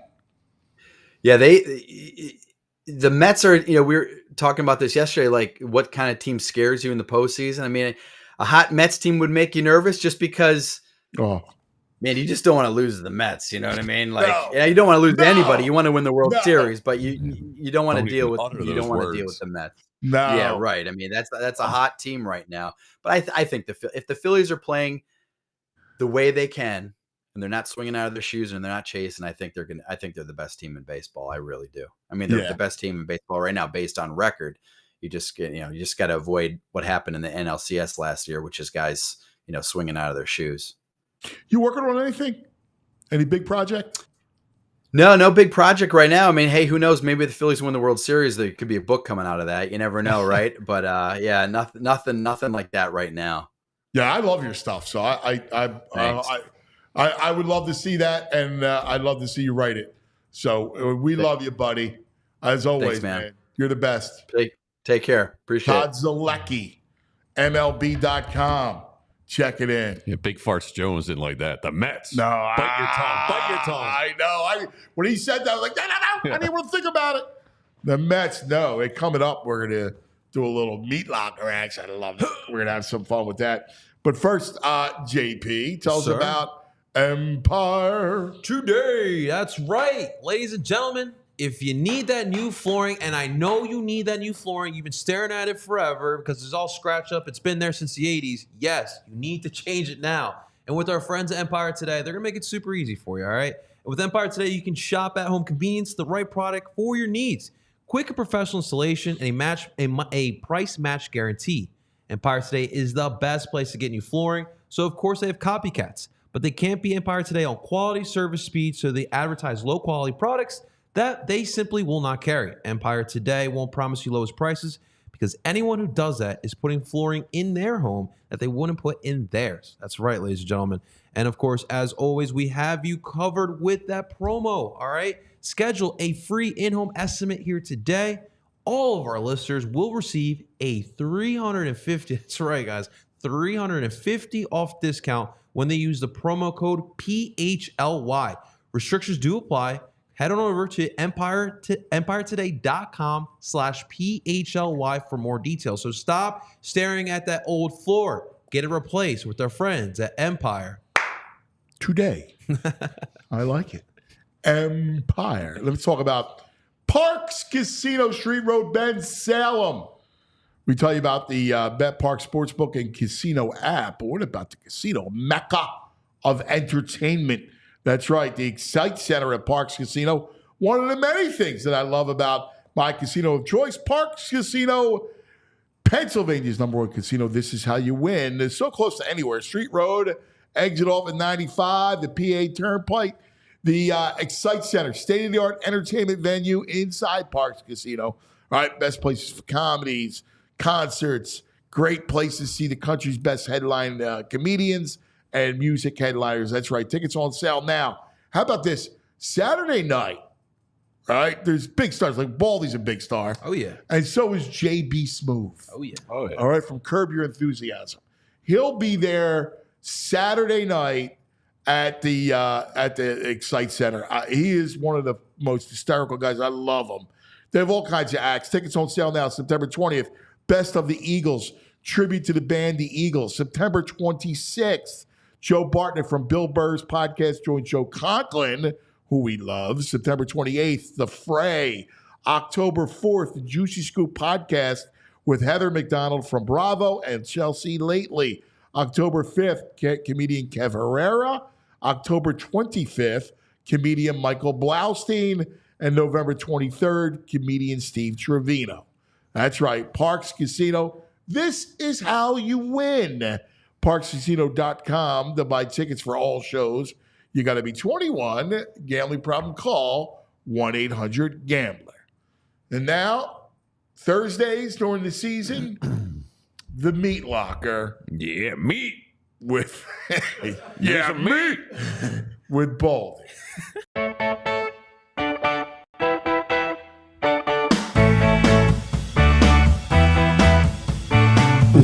Baldy.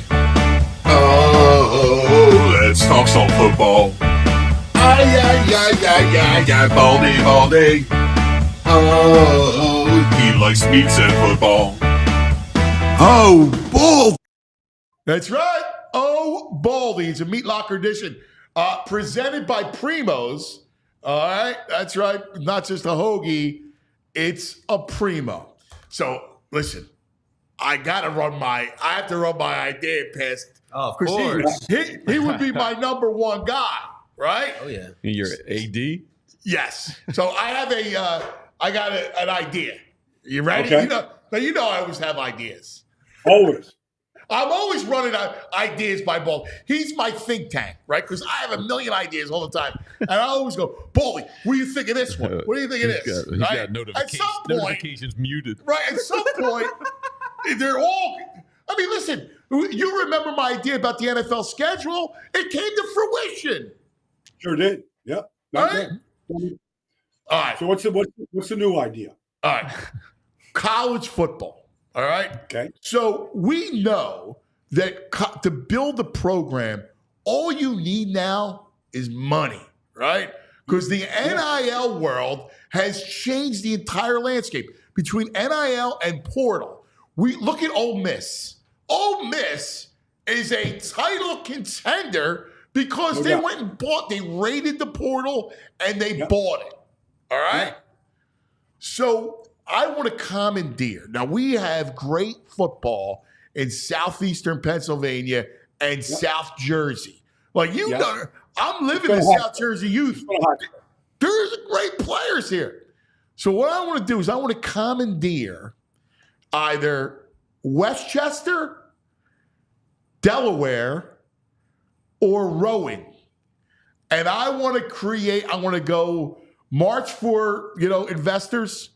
And I'm going to go down and I'm going to build a title contending NCAA football program. All right. Now I need you got to be with me on this. All right. So as soon as you threw the idea out, I knew where you were going. You know the first thing I thought of? What?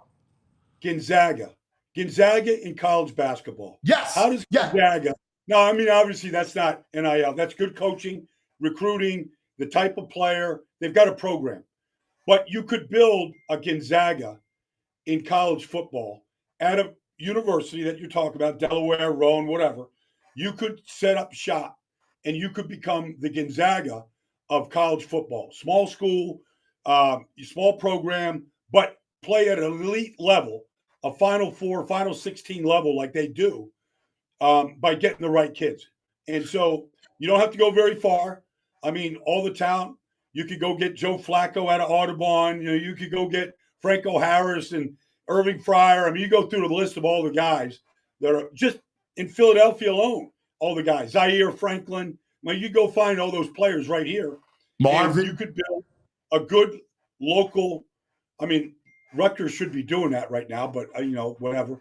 But, yes, you could initiate something like that, and it could potentially get done in a very short period of time. Right. So here's what I'm thinking. We got a lot of money. There's a wealthy area. We know people with a lot of money. The issue is you can't use Temple is not going to work. Like, we already know that Temple's not going to work, and the city schools, it's tough to recruit to city schools. There's not cities, like, it just doesn't exist, right? So that's why I'm looking at either a Westchester or Rowan or a Delaware, is that I need some leafy green space, right? Okay. So that's kind of my thought process, right? And I know I can commandeer the university and then use some of the big ticket people, right? Like, they're like, listen, in Delaware, the reason why we talk about Delaware, it's close by, right? Rutgers is still New York, like too close to New York. You could go to Delaware and you go to DuPont, right? They've got more money than anybody, right? You go to DuPont and you're like, do you want to fund this? It's DuPont Stadium. It's a little bit like what Kevin Plank did with Under Armour and all the things that he has supported. Yes. Whether it's USA Soccer or college football, like you go to the DuPont family and you go, you want to get behind us? We could put Delaware on the map. Delaware football, you could support this thing. I mean, that's just one. Right. There's plenty of other, big business here in Philadelphia and South, in that area. It's a perfect state for taxes and certain things. The bank, like banking. You could bankroll that. I mean, that's not out of, in today's world, that's certainly not out of the question. And we got, you got Westchester, we got Pat Croce's an alum, right? Where there's some famous people. You got Wawa's near there. And then Rowan, you got South Jersey. You got that whole area that you could expand all that land, and you could beef that up big time. Well, you got to build the facilities. Right. You know, you need a big international airport like Philly. There's certain things that are in place, all within an hour's distance of Philadelphia, where you could build that type of a campus. You know, the facilities, the campus, the recruiting centers, the indoor facilities. Like, it wouldn't take long to build the infrastructure up to set it up. So let me ask you, what do you want to do? What's your job? He's got to be recruiting. If kids go on recruiting trips with Baldy, lockdown. He's got so Baldy takes him on the field to do Baldy's walk. Yes. At NFL Stadium. He takes him to Brazil. He takes him on overseas to some trips. Yep. Right? Like, yep. I mean, not for nothing. They're going to say no to him. Dinner over steaks. No chance. Your house alone. Here's one of the roles that I would take, cuz, because I believe that there is a market of international players that haven't been I like where he's going. We'll go to Colombia. So, like, send me to Australia, all right, for 2 weeks to go, find the next Jordan Mailata. Send me to, I don't know, let's go Holland. Send me to Amsterdam. Let me go Germany. find some big stuff. Send me to Germany. Let me go to Oktoberfest and let me recruit at some of the beer halls. Like, let me do the international recruit. All right. And then we're actually going to go old school in part of this program. I'm redshirting my class. I'm redshirt, like Michigan won a championship last year. Almost every one of those kids that got recruited and graduated and won a championship were fifth-year players. Like, I'm going to go old school, recruit this international group, and we're going to redshirt them. And then we're going to get a coaching staff that's going to train the skills and fundamentals and find out what's the best position for them. It just so happens he wants to go to all these countries that are like the top supermodels per capita. I'm going to go. We got to recruit VG. I'm going to go to Estonia and Lithuania. I'm going to Brazil. Like, they got athletes there. Like, they're crazy about sports. Like, send me down to Brazil. I'll recruit right on the beaches of Rio. With the Jesus statue in the background. We're going to need good cheerleaders. We need a cheerlead squad. Hey, so listen to this guy. So I'm with Vince Rizzuto, our good friend, Philly Sports Travel, right? So he has this great event at San Coronado Beach, south of Rio. It's outdoors. It's on the beach. They got this cookout, drinks, a band. It's phenomenal, right? So I'm walking back, and it's like probably 8:30 at night. And the one thing about the beaches of Rio, which is unique to anywhere else I've ever seen in the world, is they have these floodlights on the beach that keep the beaches lit all night long. Wow. And so at any given hour of the day, you could have a volleyball match going on here, soccer match over here. So I'm walking down 8:30 at night. I'm watching this like soccer camp, and these kids are drilling on the beach. And so the idea that, like, one of the reasons why the Brazilians have such a great style of play is they learn the game on the beach or in a favela. Like, they're learning the game without all this instruction. Like, there's a freedom to how they play the game. It's almost like watching Allen Iverson playing basketball. You play on the streets of Virginia, whatever. Like, you become just an athlete. You play football. You can throw football. It's the same way like in Italy and Spain, and you're right. Like, they're playing in the streets. Like, it's our basketball. One of the reasons why Holmes is so good is he grew up playing every sport.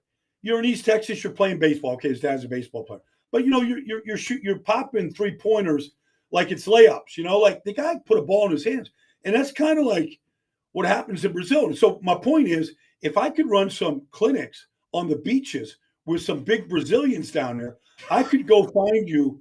I could find you 4 or 5 athletes that we could put on our new campus in Delaware. I like it. I think Black Gritty's right. He might be too expensive, Paul. This is correct. Yep. Black Gritty said that you're going to cost us too much money. As long as our investments are right, all right? That's all we need. We're gonna have the money. The QVC jet the whole time. We're not going to get players Because if anywhere. we're going to do Westchester, we're going to use the QVC jet, all right? So that's... No. Have you ever been on QVC? You'd be great at it. Yeah. I haven't, but I would love to pitch Baldy's breakdowns swag, on QVC. And that's get that badass. really out. Awesome. I want to be a model wearing one of those hoodies. Me too. By the way, Where's our hoodies? I'm coming over either Monday or Tuesday. I know you're. I'm going to sit in. I'm going to grab some swag so I can wear it on the show. I'll order some up, cuz. I'll get some order. We'll have something in the house here for you. All right, For good. sure. All right, couple things. One, I want to go over the week with you, all right? Because it's Thursday, and I know you've digested everything. So we'll put to bed week 1, and then I will look ahead at week 2. So what really stood out to you? Week 1, who did you love? Like, who really stood out to you? You saw all the tape. You did all your breakdowns. What really popped to you week 1? Well, we'll start locally. Saquon's involvement in the Eagles offense was everything that you could have dreamed of, honestly. Like, whether it's the touchdown catch or whether it's, running between the tackles, or fourth quarter, you got to lead, you got to melt the clock, and he's just getting one run after another behind Makai and Lane and, landing the whole group. That was impressive. How Kellen Moore integrated Saquon with the amount of carries, the amount of touches, the touchdowns. It couldn't have gone any better than it did for Saquon. And that's in Brazil, difficult conditions, bad field. Like, that's just the first week after not playing at all. So I think everybody, like, you can pick, the Eagles. They put up 34 points. They scored on, 7 or 8 possessions. They had 400 yards. It was a good day. And Saquon was a huge part of it. You had to be totally impressed by Dallas's defense. They took Cleveland apart. This DeMarvion Overshawn, who's a new starting linebacker, like, his speed is blinding. It's just blinding. And you look at this rookie 5th-round pick playing corner, Kalen Carson. I remember on the 3rd day of the draft, everybody was saying, are the Cowboys going to draft a running back? Well, they didn't. And look, maybe it's going to come back and bite them. But I remember in the 5th round, they took this Kalen Carson. And I'm like, okay, he's got he looked a little bit like Quinyon Mitchell when you watch him at Wake Forest. Like, the guy's got, like, lickety-split break on the ball, good eyes, great tackler. I'm watching him on Sunday against Amari Cooper, and Jerry Jeudy. He wears number 21. He's got a little towel hanging off his back. Like, I'm like, is this Dion? Like, the way he broke on the ball, like, it was their speed on defense was blinding, just blinding. And look, Sean was bad, but the Dallas defense, like, they were everywhere. Tank Lawrence played his best game in years. Micah is just, there's nobody like him. So that was impressive. The overtime drive by the Lions against the Rams, it looked like the black and blue division. Yeah. Like, they ran the ball 7 out of 8 plays for 70 yards to not give the Rams a chance. But on the other side, like, Sean McVay he's just amazing. You've got a backup to a backup at left tackle. The backup left tackle, Joseph Noteboom, goes down. They elevated a kid from practice squad who's never played in the league, and he's got Aiden Hutchinson on his nose. And the way that McVay, and then they got a backup to a backup at right tackle, and then they lose the left guard, who was all world last year, to injury reserve. And you're like, and you're watching Matt Stafford go to work and how they manipulated pass protection so Stafford could get a tick to get it to Cooper Kupp after they lose Nakua. Yeah, they lose Nakua. I was going to ask you about that because it was so impressive, right, how they stayed in the game. Because I watched that game, charted it. I'm going, well, this is where Detroit just blows the door. They can't survive with that line. We saw it before. He's amazing that they were able with one play. It's unreal. Like Cooper Kupp had 23 targets. Like, are you kidding me? It's coaching. I mean, coaching is the biggest difference in this business. McVay's as good as anybody. So that was just both sides. It was a great game.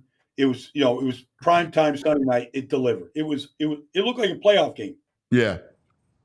To watch with you think about the 49ers all summer. Okay, no Ayuk, no Trent Williams, all this stuff. And those two guys went out there like they practiced all summer. Yeah. It was amazing. Kyle Shanahan is just, and Jordan Mason, I didn't know that McCaffrey was, a game time decision. And Jordan Mason gets a start and he runs for 147 yards and they just whipped the Jets on both sides of the ball.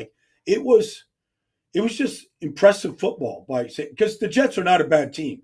Now they didn't play great and they need Hassan on that lineup badly. They need a third rusher in a worse way. And they're going to really suffer if he doesn't get in there and if they don't get things worked out. They're not going to be a great defense. But to see what the 49ers did to them, they took them apart. And I do not want to hear anybody tell me that Brock Purdy is a product of a system. Stop it. The guy he's just a great player. I don't care what his name is, how he played. The guy is poised. He knows exactly where to go with the ball. He makes you pay. He's a trip. Those things really stood out. It's amazing. Their blocking schemes, run blocking schemes, is unbelievable. It doesn't matter if it's McCaffrey, Elijah Mitchell. Remember Elijah Mitchell going in there the last two, having big games when McCaffrey was hurt. Or it's Mason. The way they run, their blocking schemes are ridiculous. Well, Kyle is a product of his dad, who's a product of Alex Gibbs, who's brought this whole scheme. Mike McDaniels copied it and perfected it. Sean McVay knows it. Everybody that has been around it sees it. But at the end of the day, what's amazing to me, cousin, I've broken this down a number of times, but what's amazing to me is they literally run 5 plays. I could draw up all 5 run plays. Now, they do it at a variety of formations. There's a motion to shift every play. So if you're the defender, if you're C.J. Mosley, the first thing that happens is a motion. Okay, so you come out of the huddle, you look at 11 players. Now there's a motion. Now there's a reset. Now there's a shift. There's another reset. So you've got almost 33 different looks at the formation before they snap it. And there's just so much window dressing. It gets guys like C.J. Mosley and Quincy Williams are a great tandem of linebackers. They sat there and caught blocks all night long. It was something to watch.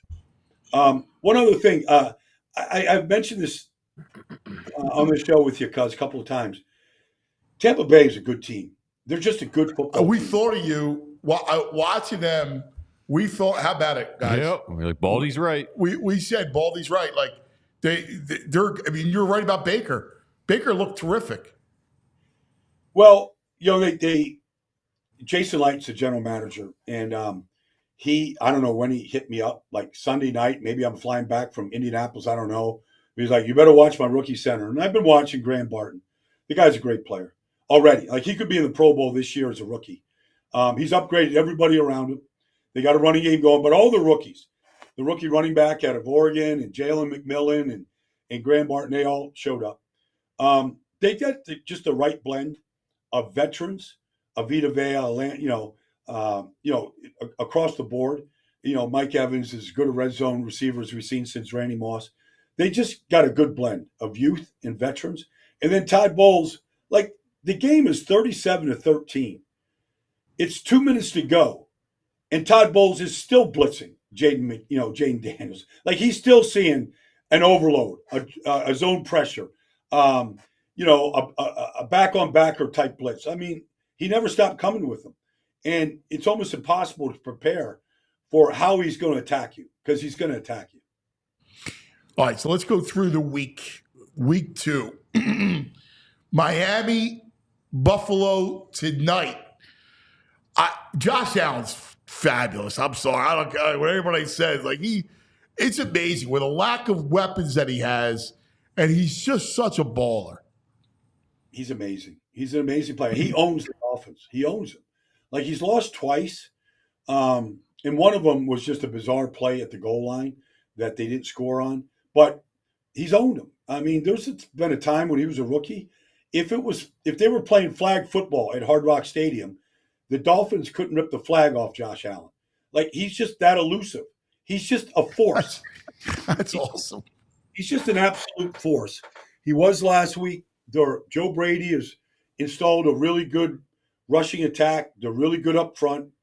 Although they've had injuries on defense, Sean McDermott's a great coach.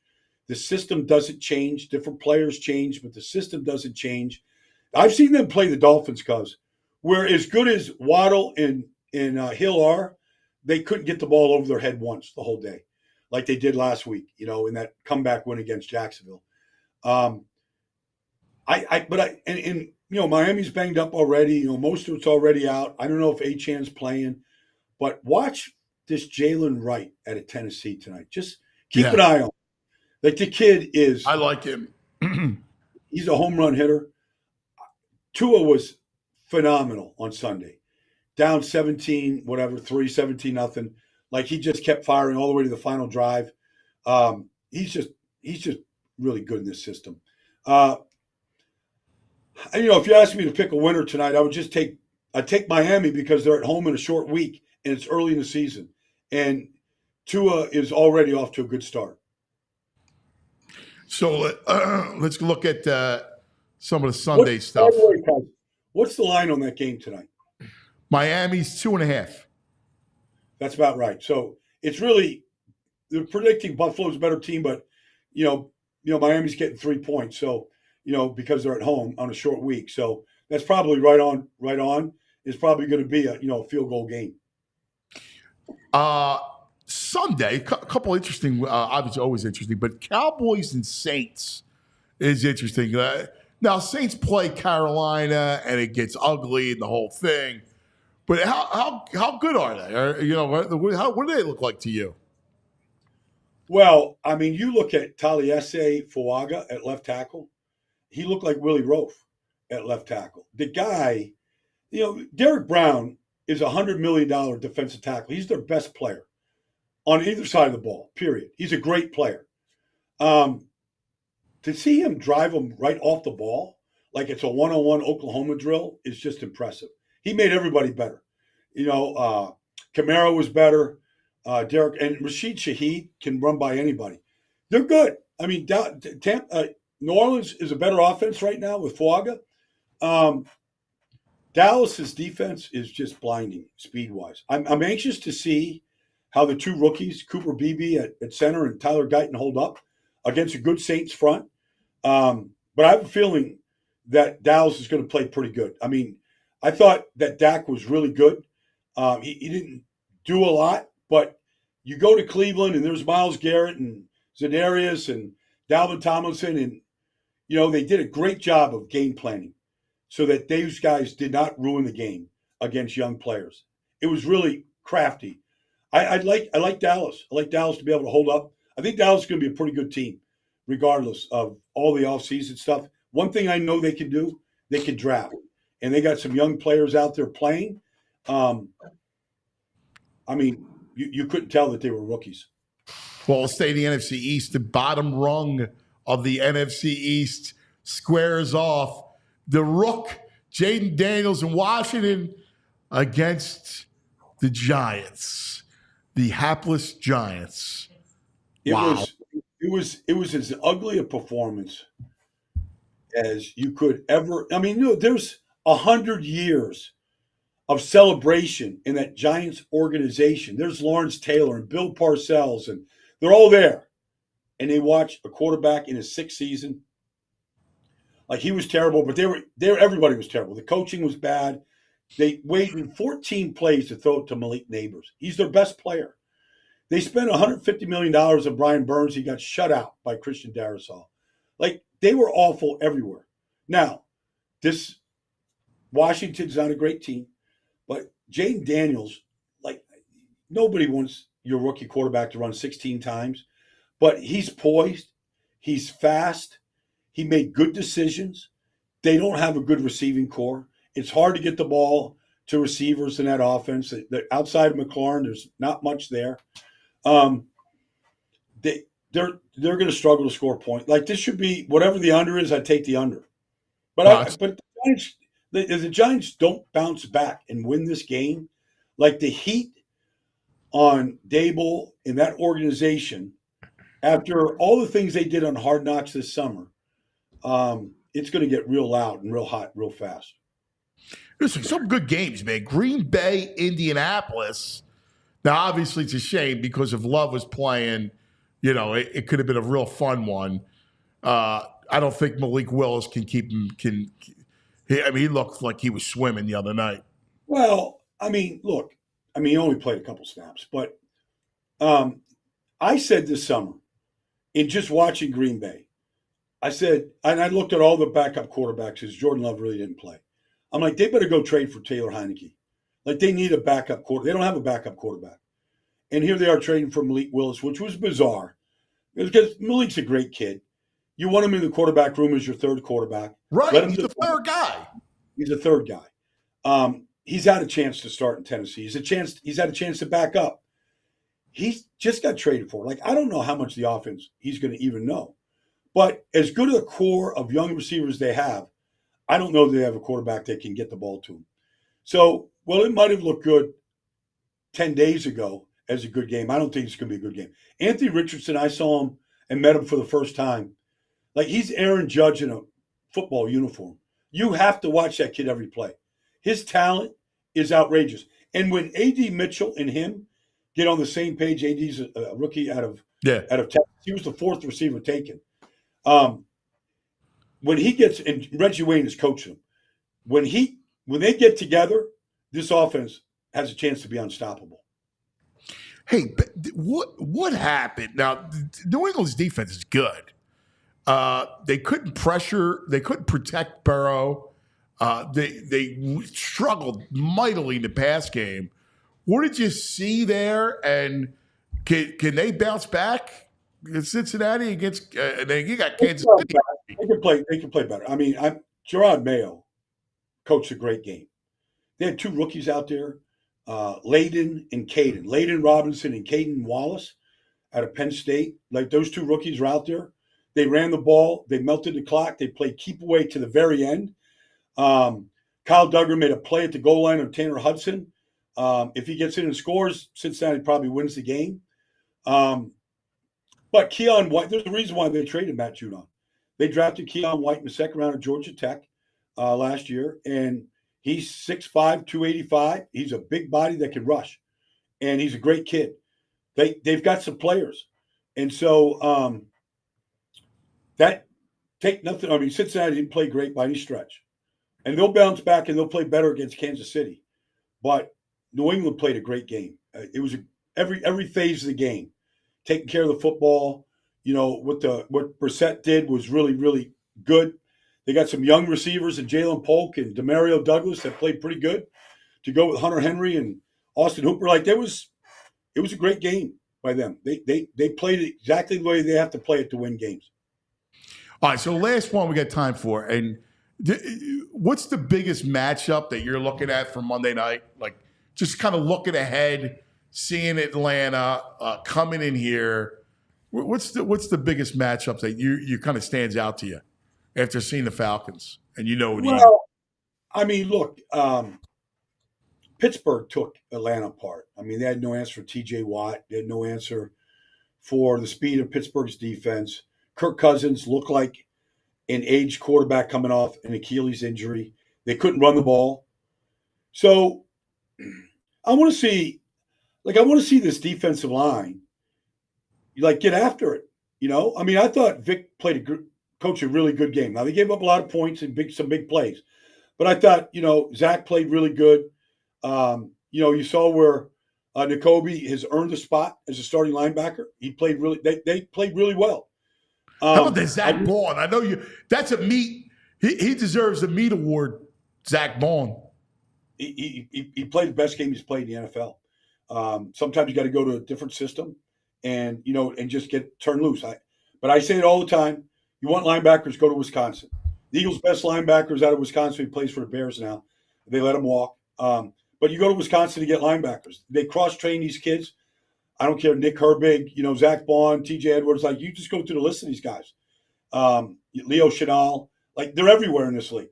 And they're all good, not to mention TJ. So, I don't know that Atlanta has much firepower. I know there's Bijan back there, and maybe they get him turned loose. Defensively, they're pretty good. But I think Saquon in this line, like, they're up to the task. I mean, Makai's a big addition at right guard. I think that Saquon's going to have another big day. They abuse the Falcons when they come in. They usually come in early in the season, whether it's postseason or regular season. Like, I don't think they're ready for the physicality that Philadelphia has on the offensive line and what they're capable of doing. Wow! Baldy! How about it? Got a little of that, buddy. All right, well, we're going to work on our Baldy U. All right. Yeah, okay. Let me know what kind of money we have to play with, cuz. All right. I'm going to be working on it, all right? Like, I'm going to go with the junkie. I need the budget because I got to work on my international travel here, okay? I got you. Well, I already got you one company. Yeah. Well, look, like Philly Sports Travel, they want to send me down to Brazil. Like, they know how to travel me. They know exactly. Philly Sports Trips and True Fan Travel. That's the one and the same. It's Vince. Yeah, they're fantastic. They really do a good job. Well, you're the greatest, brother. We love you. All right. So we'll see you next week. All right, cuz. You got it, buddy. Look forward to it, man. I'll probably see you tomorrow too, as well, man. Yes. Thanks, buddy. Yep. We have to do some meat locker stuff tomorrow. Nice. Yes. I love it. Well, you guys have to be in Couple South guys Philly. with some meats. We're looking for a butcher. Right? I got a couple butchers.